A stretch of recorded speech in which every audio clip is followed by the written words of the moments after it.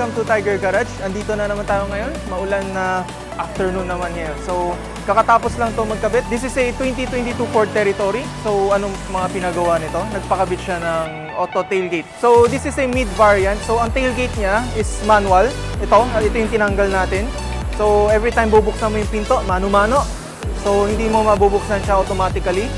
Si client, nahihirapan, lalo na yung parents ni client, medyo matanda na.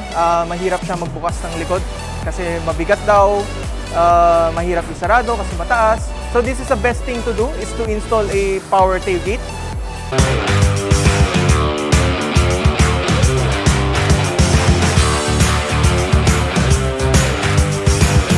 So ayan, after installation ng power tailgate, just a push of a button. Ayan, power tailgate, magbubukas na siya.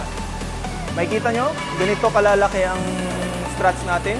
Every wiring, nakatago yan lahat. Wala kang makikitang kahit anong wiring man dito. So, meron tayong botones pang open-close sa likod. Meron din sa driver side.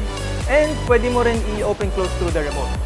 So, ito yung itsura niya. Kung anong itsura niya sa loob, makikita nyo. Walang nakalabas na wiring or anything. Nakatago lahat. So, nakalabas na lang yung botones nito. Kung bubuksan nyo yung tailgate, pipindutin nyo lang to, magbubukas na yung tailgate, and then isasarado mo ulit, just press again, and magsasarado na siya. So that's the feature item of the day. If you are interested in any of our items, just give us a message and let's make it happen. Thank you guys for watching, and let us see you next time. Bye-bye!